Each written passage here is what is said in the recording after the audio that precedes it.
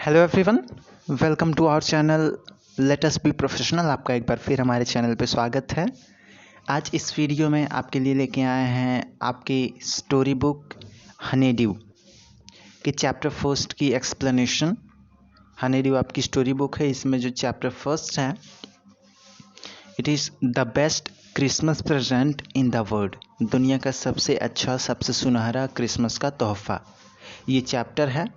इसी चैप्टर की एक्सप्लेनेशन आपके लिए आज लेके आए हैं।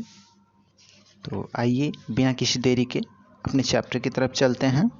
जिसको राइट करने वाले हैं, मीन्स उसके अथर भी कह सकते हैं, एंड ऑल्सो अथर ही नरेटर भी हैं। नरेटर कौन होता है? Who is narrator? जो पर्सन उस स्टोरी को टेलस करता है या जो उस पर्सन उस स्टोरी को बताता है। एंड राइटर कौन होता है? जो उसको लिखा हुआ होता है। तो यहाँ पे writer and narrator both are only one person, Michael Morpurgo. ठीक है, तो आइए अपनी स्टोरी की तरफ बढ़ते हैं।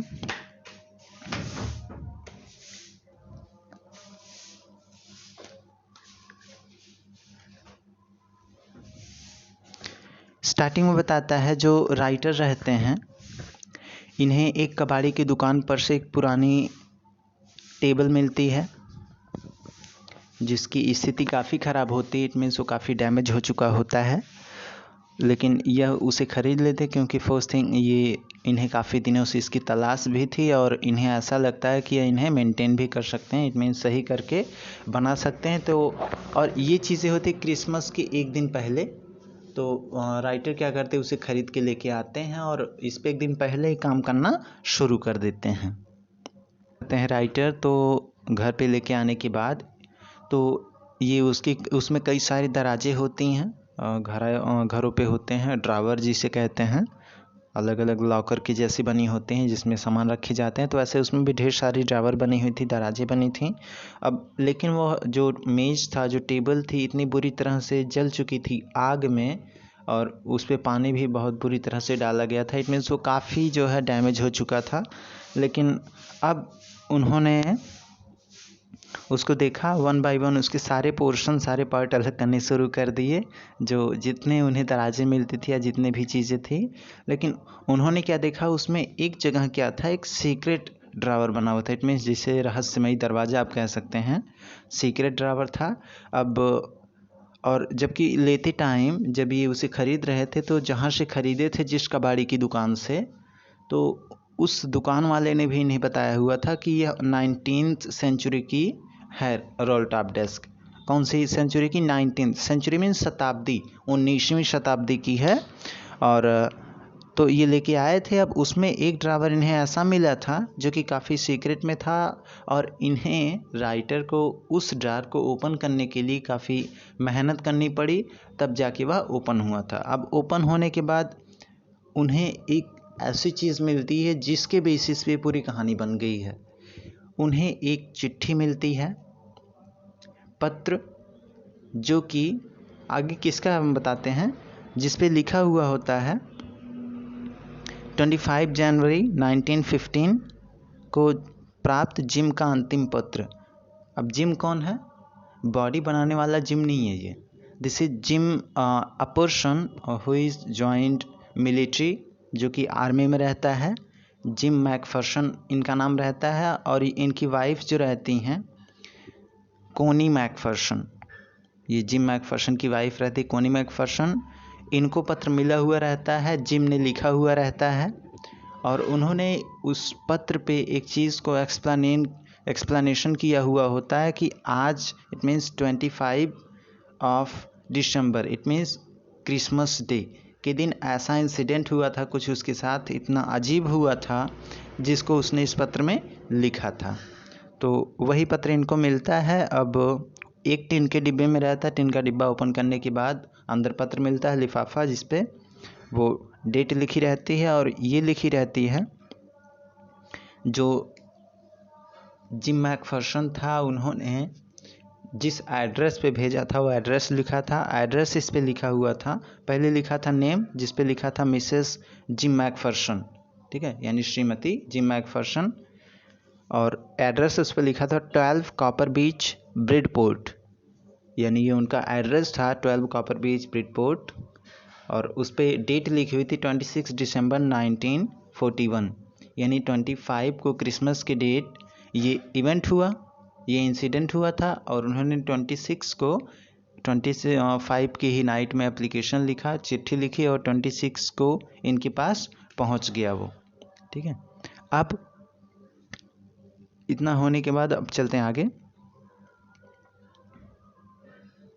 अब जो राइटर होते हैं जब इन्हें मिलता है डेस्क में तो ये सोचते हैं जो डेस्क का ओनर रहा होगा शायद उसने इसे रखा रहा होगा। और यह पत्र तो रखा हुआ था कैप्टन के द्वारा, ठीक है, सॉरी लिखा हुआ था कैप्टन के द्वारा। लेकिन अब जिसका नाम जिम मैकफर्सन था उन्होंने अपनी पत्नी अपनी वाइफ के लिए लिखा था। और उसमें पहले तो जब इनको मिलता है तो थोड़ा सा रीड करते काफ़ी हंसते हैं कि ऐसी ऐसी चीज़ें, बट जब उन्होंने उसको पूरा पढ़ते, जब राइटर उसे पूरा पढ़ते तो उन्हें इस चीज़ का एहसास हो जाता है this is not a joke, this is a serious story. And यह चिट्ठी जो है किसी के लिए बहुत ही खास है। अब यह उसको देखते हैं कि जब इसमें किसी युद्ध का वर्णन किया गया, किसी लड़ाई के बारे में बताया गया है, ठीक है, तो जो कि जिम मैकफर्सन ने उसमें लिखा हुआ था तो इनको रियलाइज़ हो जाता है। अब जब युद्ध के बारे में बताते हैं, इट मीन्स जो उसमें युद्ध के बारे में लिखा हुआ था, अब उस स्टोरी की तरफ चलते हैं कि जिम मैकफर्सन ने जो कि आर्मी में थे, युद्ध दो सेनाएं आमने सामने थी, वहाँ पे युद्ध में क्या हुआ था, कैसे हुआ था, उन्होंने क्या चीज़ लिखी हुई थी, अब आइए उसको देखते हैं। अब बताते हैं अंग्रेज यानी कि ब्रिटिश और जर्मन यानी जर्मनी की सेना आमने सामने थी, युद्ध चल रहे थे और दोनों सेनाएं अपनी अपनी ज़मीन पे खड़ी थीं। इट मीन्स आमने सामने वो अपनी ज़मीन पे गोला बम बंदूक फायर मिसाइल लेके खड़े थे और ये अपनी जगह पे, ठीक। और कोई सफ़ेद झंडा लहरा रहा था। अचानक से सबकी नज़र उसकी तरफ जाती है, यानी उस युद्ध के मैदान में एक पर्सन ऐसा था, जब मैकफर्सन देखते हैं शत्रु की ओर से, यानी इनका जो दुश्मन होते हैं, दूसरी टीम जो होती है, जो बटालियन दूसरी वाली होती है, इनका दुश्मन सेना, वो देखते हैं उधर से कोई वाइट झंडा लहरा हो रहा होता है। अब वाइट झंडा अगर आपको पता होगा कब लहराया जाता है, जब कोई शांति चाहता है। और एक चीज़ ये भी बता दें, हमारा जो ट्राई है, हमारा जो तिरंगा है, उसमें जो वाइट कलर बीच में बना हुआ उसका प्रतीक भी शांति का होता है। इट मीन्स यहाँ पे मेरे बताने का तात्पर्य ये है कि जो वाइट होता, वाइट झंडा जो इनका दुश्मन फहरा रहा था, वो ये बताना चाहता था कि अब हम लड़ाई नहीं करना चाहते, तो हम शांति चाहते हैं।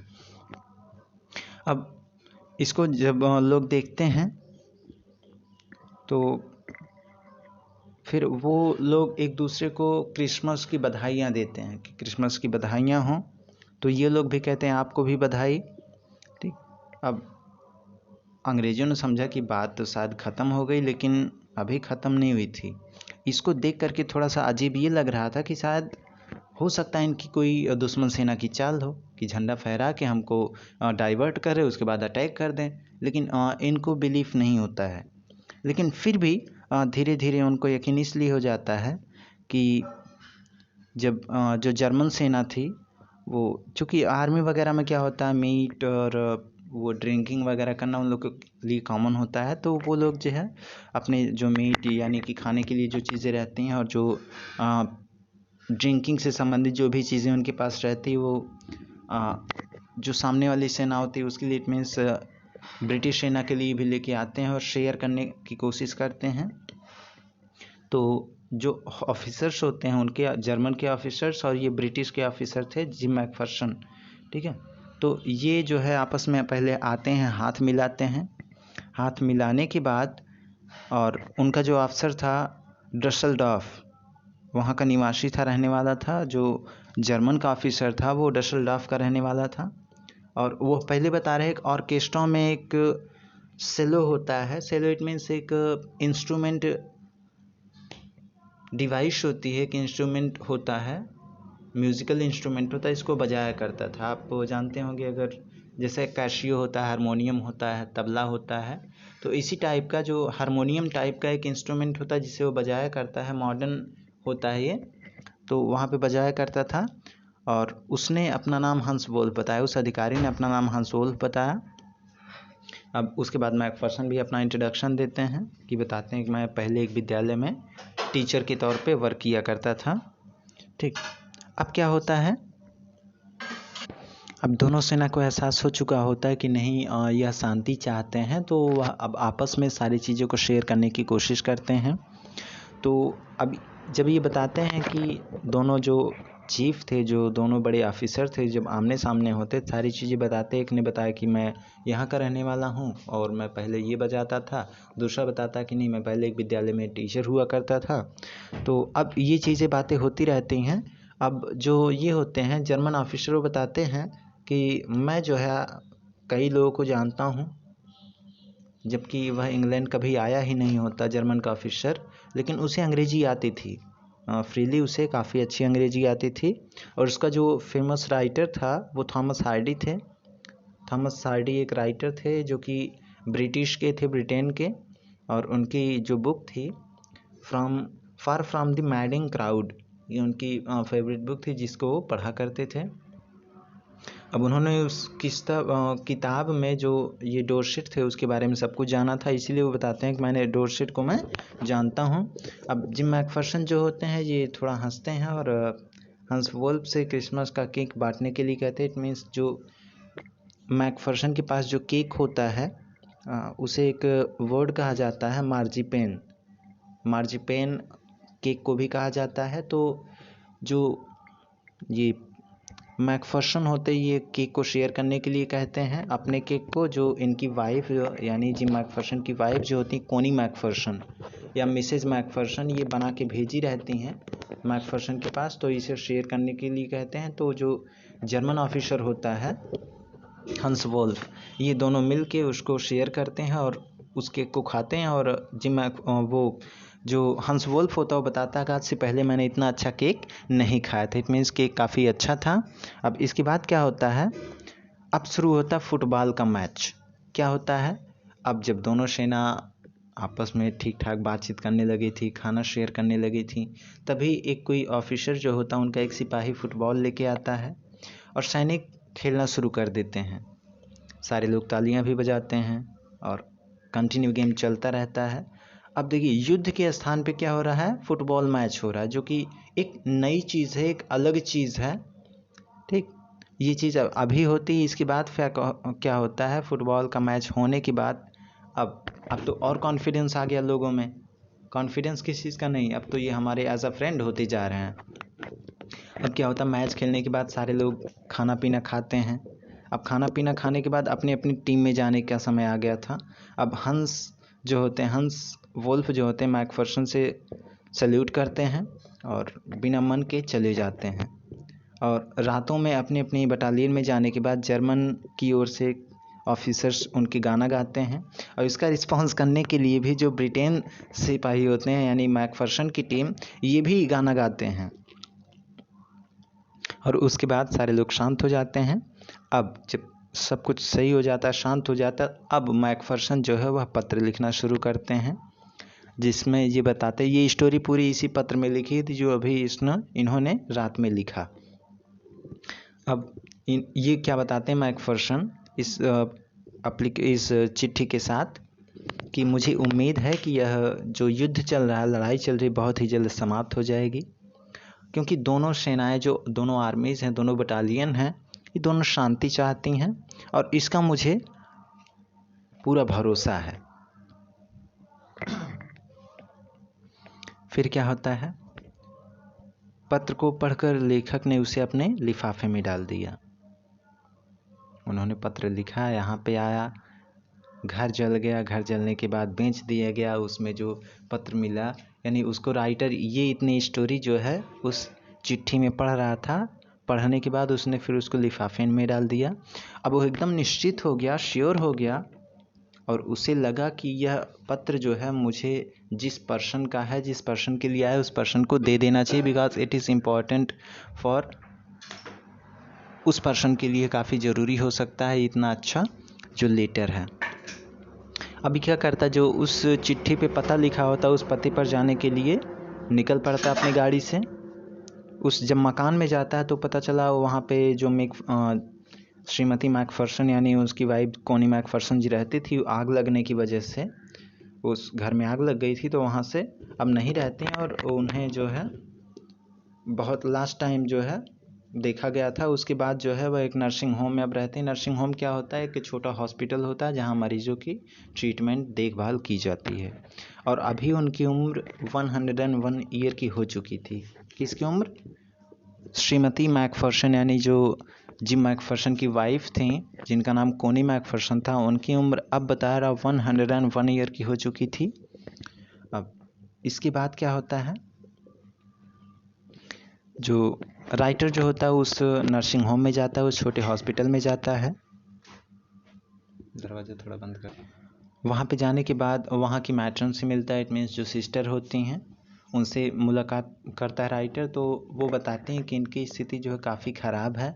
इट मीन्स एक तो बुरी तरह से जल चुकी थी और ऊपर से ओल्ड एजेस यानी 101 ईयर भी कम नहीं होता, काफ़ी बूढ़ी हो चुकी थी और बुरी तरह से जल जाने के कारण इनकी स्थिति जो काफ़ी ख़राब हो चुकी है। लेकिन अब क्या होता है, जब ये राइटर जो होते हैं उनके पास जाते हैं, एक कुर्सी पर देखते हैं कि वो बैठी हुई हैं और देखते हैं उनकी तरफ। लेकिन इनको देखते ही उस यानी राइटर को देखने के बाद उस औरत की आंखों में काफ़ी चमक आ जाती है और इनमें आश्चर्यजनक वाली चीज़ें होती हैं। अब वह औरत इन्हें देखना शुरू करती है और कोनी कहकर इनको पुकारा। इन्होंने उन्हें कोनी कहकर पुकारा और यह पत्र जो था, जो लिए थे इसको, उस औरत को दे देते हैं। कोनी क्यों कहकर पुकारे? क्योंकि उनका नाम कोनी मैकफर्सन था, उस चिट्ठी पर लिखा हुआ था। कोनी मैकफर्सन जिम के द्वारा लिखा गया था, जिम मैकफर्सन के द्वारा, तो कोनी कहकर बुलाते हैं और उसे दे देते हैं।